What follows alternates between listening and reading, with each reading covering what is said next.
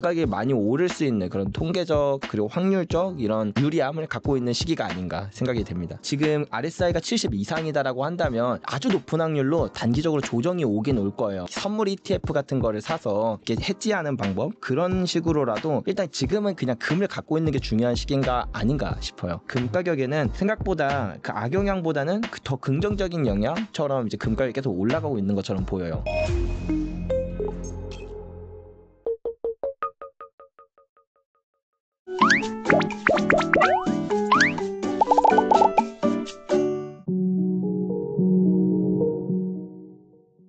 네, 조기원 대표님 모셨습니다. 안녕하세요. 네, 안녕하십니까. 아유, 대표님 얼굴이 활짝 피셨네요. 아, 그럼요. 금 가격이 워낙 좋다 보니까 네. 또 이렇게 얼굴도 피시고 좋습니다. 한동안 이 3,300달러에서 3,500달러에 머물렀던 금 가격이 최근에 이 정고점을 돌파를 하더니 지금 뭐 거의 한 3,800달러 선을 위협할 정도로 많이 상승한 그런 상황인데 갑자기 이 박스권에 갇혀있던 금 가격이 이 최고가를 경신한 그런 이유는 무엇일까요? 일단 처음에 이제 3,500불이라는 그 고점을 계속 건드리기만 하고 뚫지는 못하고 있었거든요. 올해 4월부터. 근데 그거를 돌파하게 된 결정적인 이유는 8월에 있었던 잭슨홀 미팅 때 이제 9월부터 FOMC에서 금리 인하에 대한 기대감이 거의 확실시 되면서 이제 사람들이 생각을 한 거죠. 금리 인하되면 이거 안 그래도 인플레이션 위험도 커지는데 그러면은 인플레이션 더 높아지고 근데도 금리 인하되면은 이건 금밖에 대안자산이 없겠다라고 생각을 하면서 이제 그동안 억눌렸던 수요가 다시 한번 치고 올라가게 되었어요. 그래서 3,500불을 돌파하게 됐는데 근데 이런 돌파가 있어도 사실은 인플레이션 위험이 또 다시 위협이 된다라던가 아니면은 그런 금리 인하가 뭐 앞으로는 또 계속 뭐 파월이 말이 하도 바뀌니까 그런 게 생각보다 우리 기대처럼 많이 안 될 수도 있겠다라는 생각 때문에 한 3,700불 부근까지 갔다가 다시 3,600불로 떨어지는 흐름이 나타났거든요. 근데 여기서 또 이제 트럼프가 이제 기가 막히게 아직도 계속 관세라던가 그런 문제들을 들먹이면서 이제 다른 나라들을 공격을 하기 시작을 한 거죠. 그러니까 더더욱이 이런 이 금 가격에 대한 그런 상승세가 더 두드러지게 나타나는 것 같은데 근데 우리가 과거를 생각해보면 2011년 8월 5일에 S&P가 미국의 신용등급을 강등했던 일이 있었거든요. 아, 맞아요. 네. 처음 강등되는 거다 보니까 미국의 신뢰가 떨어진다. 그러면 어떡하냐 막 사람들 불안해서 금을 막 샀었어요. 그래서 단기적으로는 금 가격이 살짝 올랐는데 근데 사실 이게 며칠 안 가고 다시 쭉 떨어졌거든요. 그 이유가 뭐냐면 그때까지만 해도 사람들이 야, 그 미국은 조금 실수할지도 몰라. 미국은 조금 흔들릴지도 몰라. 그래도 달러는 아니야. 약간 이렇게 달러와 미국을 좀 분리해서 독립적으로 보는 경향이 좀 있었다. 이렇게 생각을 해볼 수가 있는데 이제는 많이 달라진 것 같아요. 트럼프가 연준을 또 이렇게 협박하는 일들도 많이 나타나고 연준이 자기네들 마음대로 이제 좀 화폐를 마음대로 이렇게 막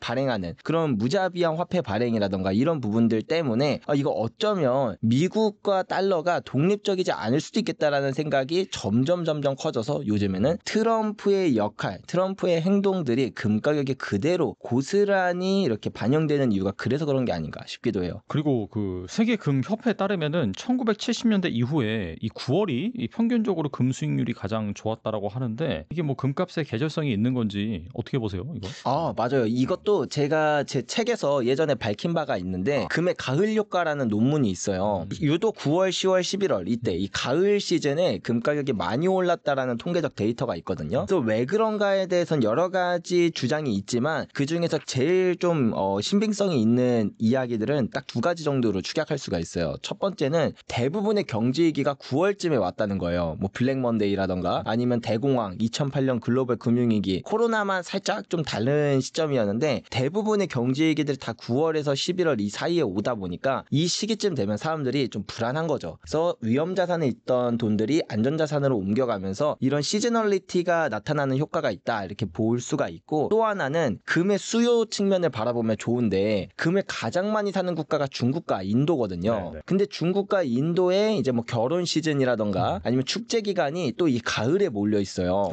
그래서 실제로 실물 금에 대한 수요가 이 가을 때 쭉 올라가게 되는데 그것 때문에 공급은 어쨌든 정해져 있잖아요. 공급을 막 갑자기 가을에만 2배로 늘릴 수는 없는 거니까. 그렇죠.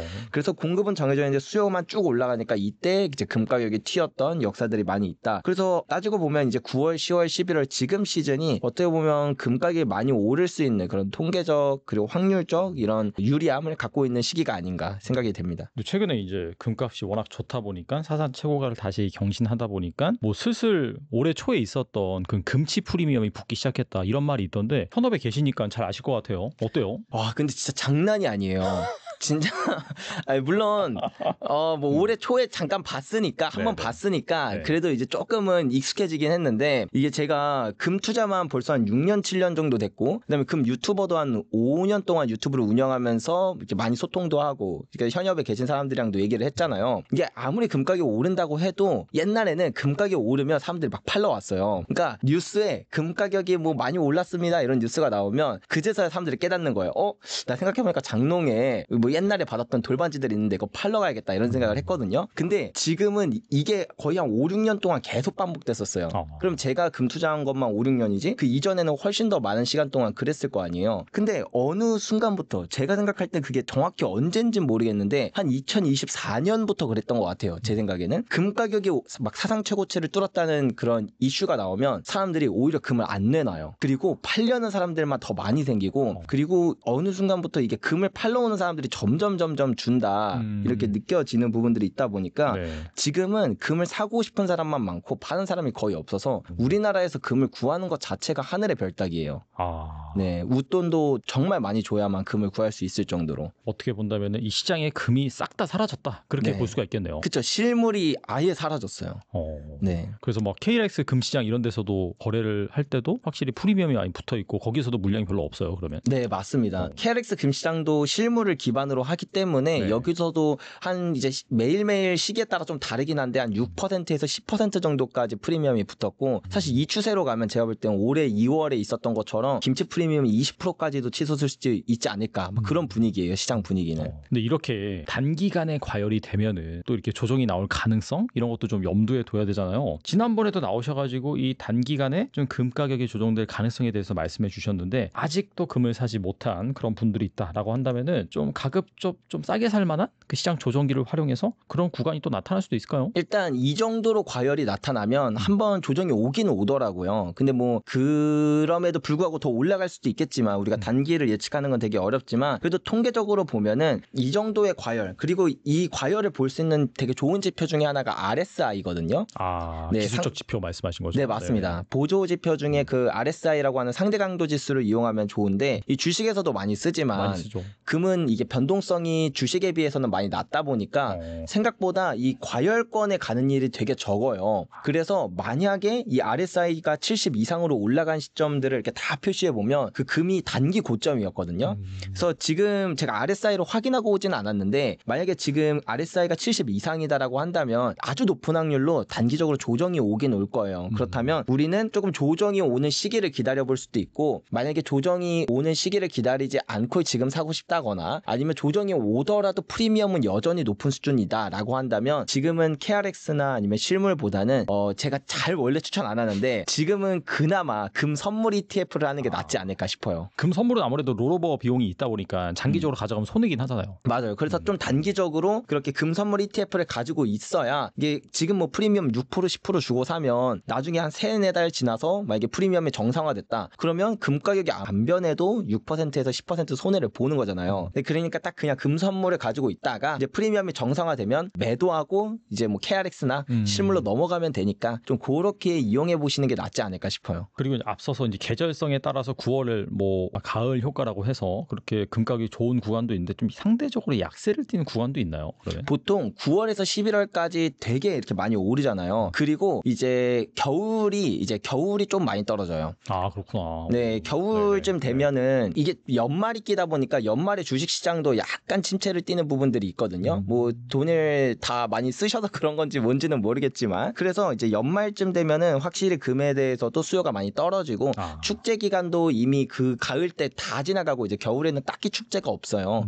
그래서 실물적인 측면에서 그런 부분도 있어서 제가 생각했을 땐 12월에서 1월 정도가 그 확률적으로 금 가격이 약간 조정이 올 수도 있는 시기긴 하니까 이때까지 기다려보는 것도 나쁘진 않은데 근데 저는 결국에는 금을 우리가 장기로 투자할 거라서 막 단기적인 가격 흐름을 예측하고 투자하기보다는 그냥 좀 비싸다 생각하면은 이렇게 선물 ETF 같은 거를 사서 이렇게 해지하는 방법, 그런 식으로라도 일단 지금은 그냥 금을 갖고 있는 게 중요한 시기인가 아닌가 싶어요. 약간 주식이랑 반대긴 하네요. 왜냐하면 네. 뭐 크리스마스 효과라고 뭐 한다든지 연말 효과라고 해서 좀 겨울의 강세를 보이는 측면이 있는데 금 같은 경우에는 오히려 약간 반대 그런 경향이 좀 있네요. 아무래도 생각해보니까 주식과 금이 반대로 가는 성격이 있어서 그런 게 아. 있지 않을까 싶어요. 그것도 좀 작용을 한다. 네. 네. 아무튼 못 사신 분들 같은 경우에는 앞서 말씀하신 그 RSI 지표 70 이상 되면은 조정 가능성, 플러스 겨울엔 좀 역사적으로 좀 계절성 관점에서 약세를 띨 경향이 있으니까 이 두 가지를 잘 보시면서 좀 매수 타이밍을 잡으셨으면 좋겠고, 그 트럼프 행정부가 이 스테이블 코인을 통해서 이 미국 채권 수요를 흡수할 계획입니다. 뭐 지니어스 법안 발의를 했고, 뭐 벌써부터 지금 어마어마하게 그 전 세계적으로 스테이블 코인에 대한 관심이 집중되고 있는 상황인데, 스테이블 코인 발행량이 많아진다는 것 자체가 이제 미국 채권 수요, 즉 달러 수요를 그만큼 자극을 한다, 그만큼 수요가 증가가 한다, 그런 의미이긴 한데, 이 경우에는 또 아무래도 금이 달러랑 반대로 움직이다 보니까 금 가격에 좀 부정적인 영향을 미치지 않을까요? 어떻게 보세요? 일단 최근에 한 9월 8일 그쯤에 러시아 그 푸틴의 특별고문이 이런 말을 했거든요. 좀 충격적이었는데, 오. 트럼프가 네네. 이 부채를 리셋하기 위해서 그래서 이 암호화폐를 이용할 거다, 맞아요. 그런 뭐 네. 이야기를 했었어요. 그러니까 이게 무슨 의미냐면, 스테이블 코인 법안인 지니어스 법안이 통과되고 나서 스테이블 코인 발행량이 늘어나면 그만큼 이제 100% 미국 달러 현금이나 혹은 이제 미국 단기국채를 보유해야만 하잖아요. 그 말은 즉 단기국채에 대한 수요가 올라간다라는 뜻이고, 지금 미국이 내년까지 해서 9조 달러치의 국채가 새로 발행돼야 되고, 거기다가 2조 달러가 또 추가 차입을 해야 되는 부분이거든요. 총 11조 달러라는 어마어마한 양의 국채가 발행돼야 되는데, 이거를 만약에 다 전부 다 장기물로 다시 대융자를 하게 되면 이자가 너무 많이 올라가는 거죠.